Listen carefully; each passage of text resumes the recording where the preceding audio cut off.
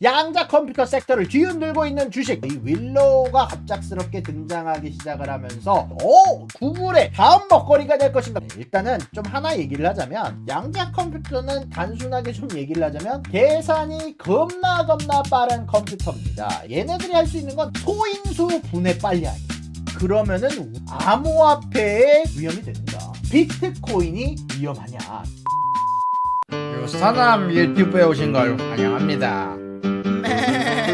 두 번째 주제는 바로 구글의 양자 컴퓨터 윌로우에 대해서 준비를 해봤는데요. 참고로 준비하다가 늦은 건 대부분 다 이 윌로우 양자 컴퓨터 때문입니다. 양자 컴퓨터가 공부를 하면 공부를 할수록 진짜 짜증나는 시스템인 것 같아요. 아이온큐, 이온 트랩 방식, 초전 조태지 방식 이런 거 다 공부하고 비트코인의 해킹에 대해서 가능한가 불가능한가도 내가 상당히 좀 너무 얕게 알고 있었던 부분들이 실질적으로 존재를 하더라고요. 그리고 이런 부분들을 다른 유튜버들 보면서 유튜버들끼리 상충된 의견을 하는 사람들이 꽤 있더라고요. 그래가지고 요거 관련해서 정확하게 어떤 말이 맞는지 어떤 게 훨씬 더 쉬운 설명인지 좀 생각을 하다가 좀 늦었는데 하나씩 이야기를 다뤄볼까 합니다. 자, 일단은 이 윌로우에 관련된 얘기 너무나도 많은 이야기가 나오고 있죠. 이 윌로우가 갑작스럽게 등장하기 시작을 하면서 구글의 다음 먹거리가 될 것인가. 양자 컴퓨터 섹터를 뒤흔들고 있는 주식. 왜 이게 지금 당장 이 미국 주식장에서 커다란 파문을 가지고 오고 있는지, 실질적으로 이게 아이온큐나 리게티 컴퓨팅도 같이 올라야 되는 소식인지 여러분들과 같이 다뤄보도록 하겠습니다. 여기에서 가장 먼저 많이 나오는 이야기가 바로 이 소식이죠. 바로 슈퍼컴퓨터. 지금 현재 세계에서 가장 빠른 슈퍼컴퓨터가 프론티어가 10의 25승년. 저게 14년이라고 하는데 난 저런 단위가 있는 것도 처음 알았는데 14년이 걸릴 계산을 5분 만에 해결하게 되면서 야, 이래서 비트코인도 뚫리겠구나. 야, 10조 7천억 년 걸릴 문제를 5분 만에 해결했어. 이렇게 얘기를 하면서 우주가 끝날 때까지 걸릴 문제를 단 5분 만에 이런 소식이 나오면서 구글 주가가 하루 만에 5%가 상승했죠. 이러면서 많은 투자자들, 많은 사람들이 얘기를 했던 게 비트코인, 알트코인의 시대가 끝나간다. 이건 단순한 기술의 시대가 아니다. 시대의 패러다임이 바뀌는 신호탄이다. 라면서 많이들 이제 호들갑을 떨고 있는데 사실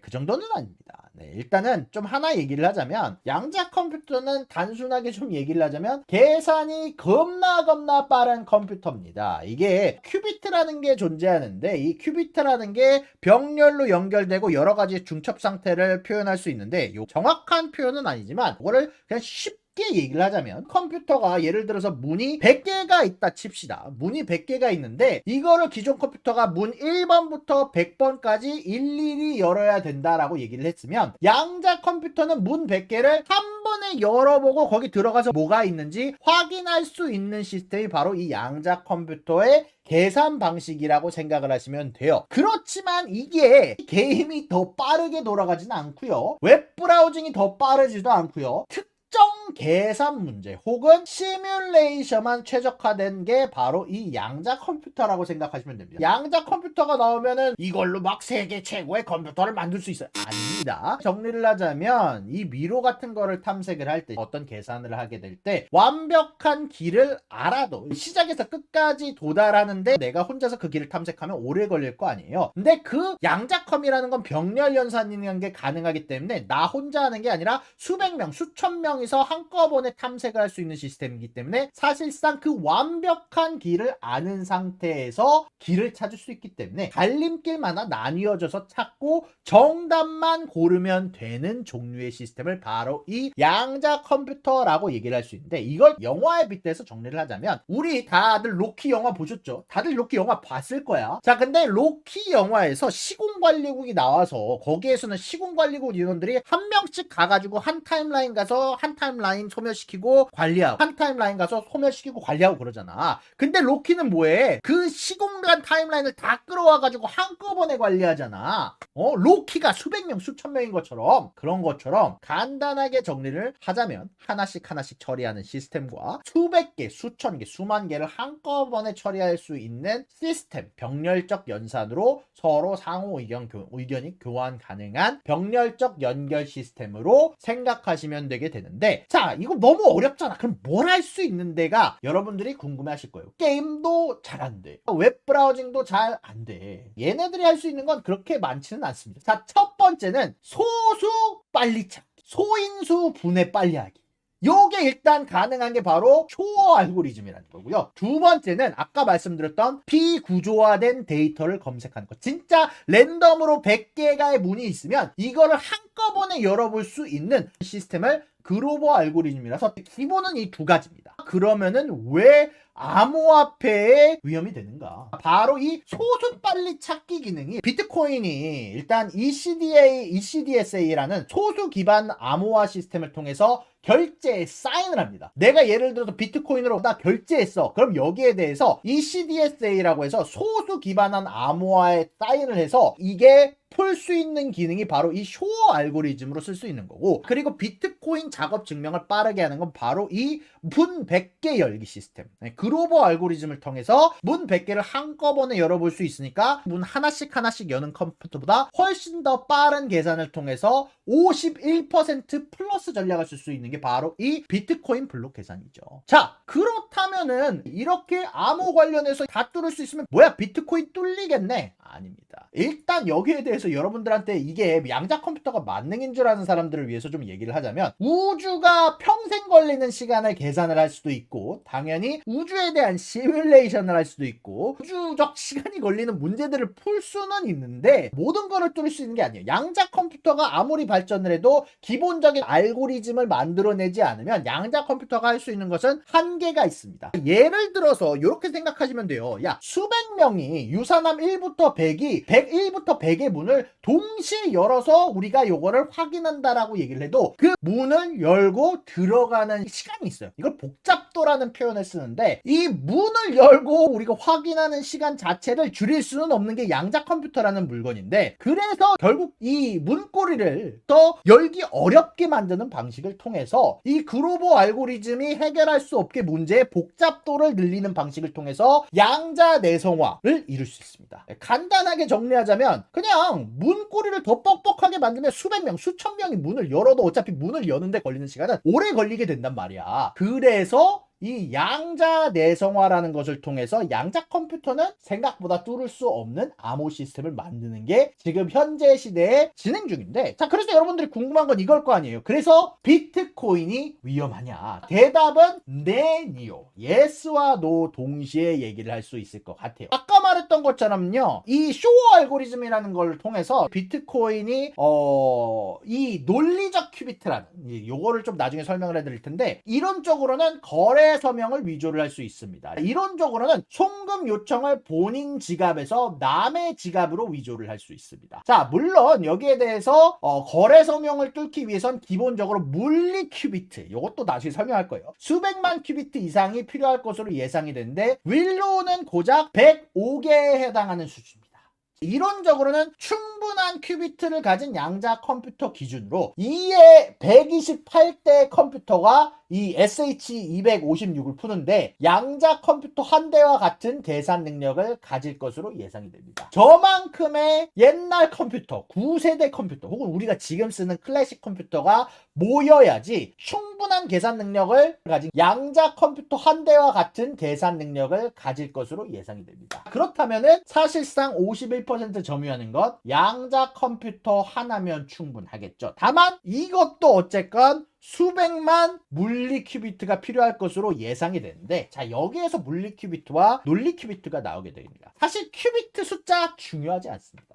중요하지 않은 건 아니에요. 이제 중국은 큐비트 500개 달성했습니다 얘기를 하는데, 큐비트가 높다라는 건 양자의 중첩화 현상을 유지할 수 있는 큐비트의 개수가 늘어나고 있다라는 거기 때문에 이거 자체는 나쁜 게 아닌데, 더 중요한 건 이 논리적 큐비트라는 물건입니다. 자, 이 논리적 큐비트라는 게 뭔지 좀 설명을 해드릴 텐데, 오류가 있다는 전제하에서는요, 이 논리적 큐비트가 128개면 사실상 아까 말했던 비트코인에 대해서 가장 빠르게 해시레이트를 가지고 올 수 있는 최고의 성능을 낼 수 있는 양자 컴퓨터를 만들어낼 수 있어요. 그 이후에 나오는 큐비트들은 사실상 보조 큐비트라고 하죠. 보조 큐비트라고 해서 계산에는 쓸모가 없진 않겠지만 계산에 별로 도움이 되지 않는 종류의 논리적 큐비트가 나오게 되게 되는데, 여기에 대해서 조금 더 설명을 해드릴게요. 자, 논리적 큐비트라는 게 무엇이냐. 자, 모든 큐비트는요, 생각보다 컨트롤하기가 어렵습니다. 자, 예를 들어서 이렇게 얘기를 할게요. 문을 100개를 동시에 열어도 내가 문을 안 열었어. 그 안에 있는 물건 확인 안 했는데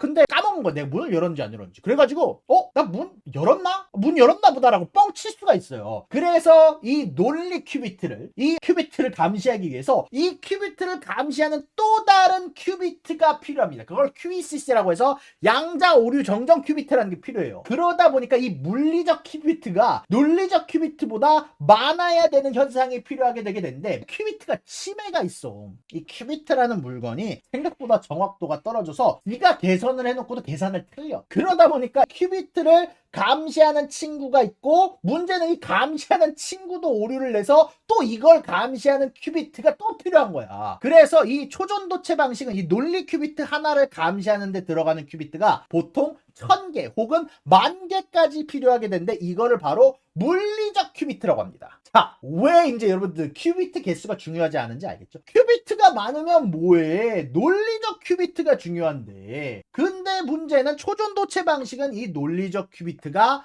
하나만 들어가는 물리적 큐비트가 1000개 혹은 10,000개 정도로 만들어야 논리적 큐비트가 완성이 된다는 거예요. 진짜 논리적 큐비트 하나, 오류 없는 큐비트 하나 구현하는 게 계급형 방식이 되게 되는데, 자, 여기서 아이온큐의 이온 트랩 방식이 들어오게 됩니다. 이온 트랩 방식 같은 경우는 레이저와 여러 가지 공진 이런 것들을 포함을 해서, 나도 이거 정확하게 이해를 하진 않았지만, 이온 트랩 방식은 AQ라고 하는데, 이게 알고리즘 큐비트라고 얘기를 해요. 근데 그냥 논리적 큐비트랑 똑같은 겁니다. 이 논리적 큐비트 하나를 만들었는데 물리적 큐비트 10개 혹은 100개 정도만 가져가게 되면 충분히 오류 없는 큐비트를 만들어낼 수가 있습니다. 자, 그게 이온 트랩 방식이라는 거고, 이게 아이온큐의 목표가 1:16 정도로 만드는 게 다음에 안의 목표라고 개인적으로 알고 있는데, 그러다 보니까 이 수백 큐비트를 만드는데 초전도체 방식은 수백만 개의 큐비트가 필요한데, 이온 트랩 방식은 수백 논리 큐비트를 만드는데 수천에서 수만 큐비트로 충분하게 만들 수 있다는 겁니다. 문을 100개 확인하는 유산함을 만드는데 감시하는 인력이 10명이 필요하냐 아니면 10,000명이 필요하냐. 10,000명이 필요한 게 초전도체고 10명이 필요한 게 이온 트랩 방식인데, 근데 이온 트랩 방식과 초전도체 방식에는 연결 구조성에 대해서 기본적인 차이가 있습니다. 여기서 제일 중요한 건 이거예요. 연산 방식인데, 자, 이온 트랩 방식은요, 의외로 100명이 동시에 여는 방식을 사용할 수가 없습니다.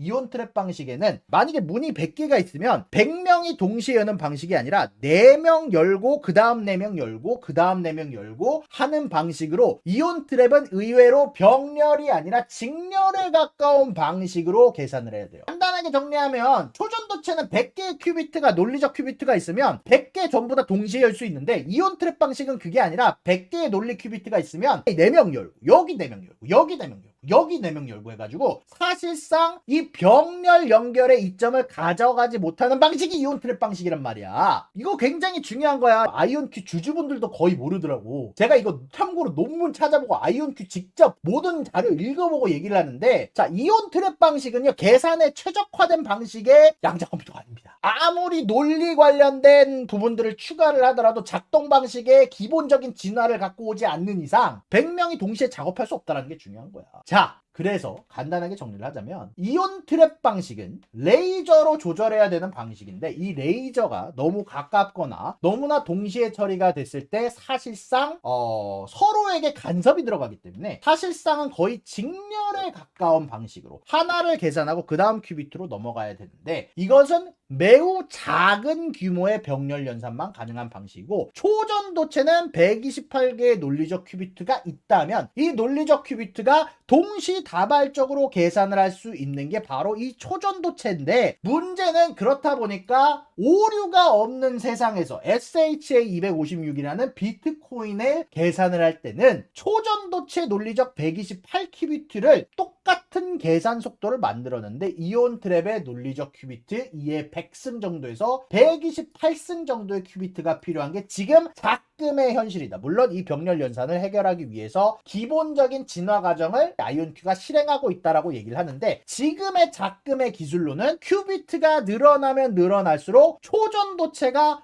훨씬 더 유리하고 늘리는 것 자체도 초전도체가 훨씬 더 추가하기 용이한 상황입니다. 참고로 여기까지 들어가게 되면 레이저랑 공진 방식이랑 공기 중의 진동 이런 거를 다 얘기를 해야 되는데 너무 디테일하게 얘기를 할 수가 없으니까 간단하게 정리를 해서 아이온큐의 방식은 일단 큐비트가 늘어나더라도 계산 방식 자체가 획기적으로 빨라지기 어려운 방식이고 초전도체 방식은 큐비트가 늘어날 때마다 기하급수적으로 큐비트가 늘어날 때마다 전체적으로 계산 속도가 빨라진다. 이걸 좀 더 쉽게 설명을 할게요. 쉽게 설명을 한다면 이온 트랩 방식은 모든 큐비트가 연결된 팀원들처럼 동시에 문제를 풀려는 시도는 할 수 있지만 실제로는 한 명씩 조심스럽게 작업해야 되는 방식이고 물론 한 명이 푸는 것보다는 훨씬 빠르겠지만 정말 양자 컴퓨터로서 원하는 기하급수적의 계산 속도는 가지고 올 수가 없고요. 초전도체는 큐비트가 이웃한 큐비트만 연결되어 있어도 동시에 작업할 수 있는 속도가 훨씬 빨라서 마치 여러 사람이 팀을 나눠서 병렬로 작업하는 느낌이다. 자, 그렇다면은 초전도체 좋은데 그래서 윌로우가 뭐가 대단한데라고 생각하는 사람이 있었는데 아까 말씀드렸지만 100명의 동시에 문을 열 때 생기는 에러는 당연히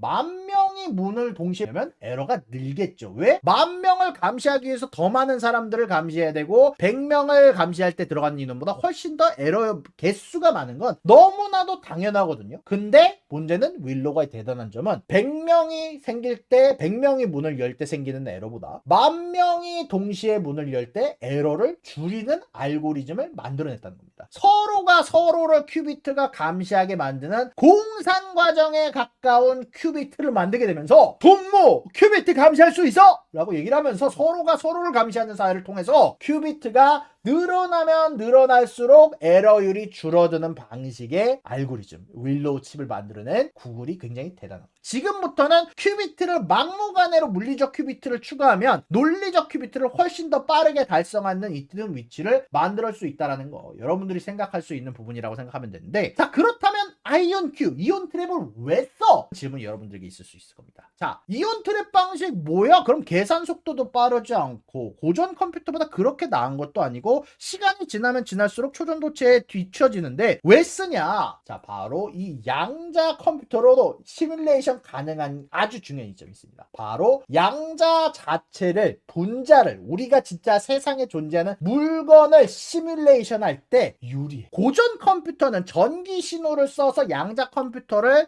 시뮬레이션 하다 보니까 이건 근사값으로 갈 수는 있지만 실질적인 양자 값을 만들어낼 수는 없어요. 자 요거를 간단하게 정리하자면 자 진짜 프레디 머큐리냐 아니면 양자와 비슷한 그 어떤 물건을 갖고 와서 라미 말렉이 프레디 머큐리들을 따라하듯이 진짜 비슷하지만 한없이 비슷하지만 실제로 똑같지는 않은 라미 말렉처럼 고전 컴퓨터로 전기로 시뮬레이션 할 것이냐 그게 바로 양자 컴퓨터로 양자를 시뮬레이션하는 분자 아니면은 약을 만들 때 제약회에서 화학식을 만들 때 실질 세계에 존재하는 그 어떤 물건을 따라하는 공식을 만들 때 훨씬 더 유리한 게 양자 컴퓨터를 이용해서 만드는 양자 시뮬레이션입니다. 유산함을 갖다 놓고 유산함한테 질문을 하겠어? 아니면 유산함을 따라하는 AI 컴퓨터한테 유산함에 대한 질문을 하는 게 둘 중에 뭐가 더 정확하겠어? 당연히 유산함한테 물어보는 게 더 정확할 거 아니야. 그런 것처럼 양자 컴퓨터한테 양자 질문하는 게 훨씬 더 올바르단 말입니다. 자, 그래서 이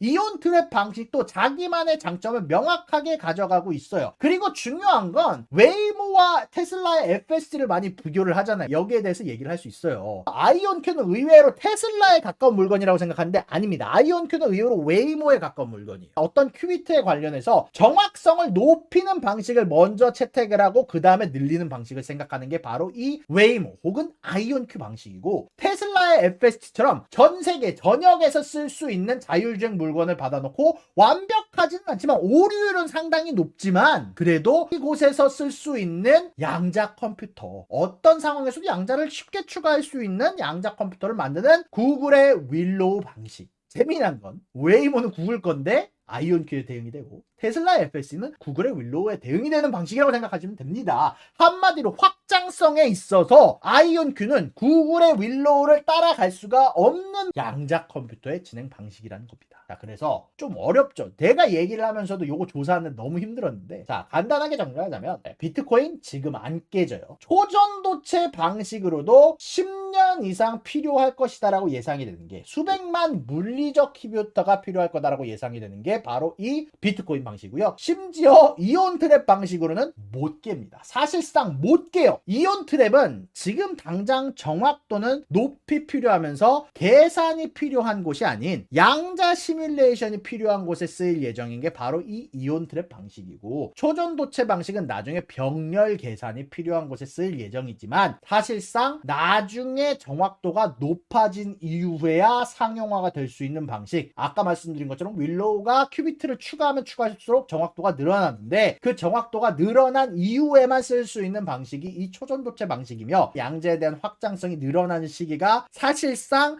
너무 짧아요. 이게 중요한 게, 양자 컴퓨터가 그냥 양자를 추가하면 되는 거 아니냐라고 생각하는데, 자, 이렇게 생각을 하면 돼요. 왜 그러면은 양자 추가하는 게 어려워요? 자, 이게 웃긴 게 뭐냐면, 자, 양자가 제가 문을 연다라는 표현을 썼잖아요. 이게 문을 여는데도 들어가는 시간이 있을 거 아니야. 근데 양자가 살아있는 시간은 그 문을 여는 시간보다 더 짧아. 양자가 문을 열고 그 정보를 확인해줘야 되는데 그 양자가 문을 여는 시간이 양자가 살아있는 시간보다 짧아. 그래서 이 양자를 추가하기가 어려운 거예요. 이온 트랩 방식은 이 양자가 살아있는 시간을 굉장히 무지막지하게 늘려서 조금 더 정확도를 높인 방식이고, 초전도체 방식은 양자가 살아있는 시간이 너무 짧아서 문을 열지도 못하다 보니까 여기에서 문제가 생기는 방식이 바로 이 초전도체 방식이라는 것. 이렇게 오늘 양자 컴퓨터에 대해서 아주 디테일하게 정리를 해드렸습니다. 이렇게 오늘 이온 트랩 방식, 비트코인과 양자 컴퓨터, 알트코인에 대해서 굉장히 어렵지만 모든 부분들 최대한 틀린 곳 없게 여러분들에게 전달을 했는데, 쉽게 얘기를 하다 보니까 이 쉽게 얘기를 하는 과정에서 조금 더 틀린 부분이 있을 수도 있다라는 건, 요거는 여러분들이 생각하시면 조금 더 양자 컴퓨터에 대해서 좀 이해를 하실 수 있을 거라고 개인적으로 생각을 합니다. 구독과 좋아요는 사랑입니다, 여러분. 유사남의 구독과 좋아요를 눌러주세요. 그리고 여기 있는 비디오도 여러분들을 위해 준비한 거니까 여러분들이 항상 살펴봐 주시면 감사하겠습니다.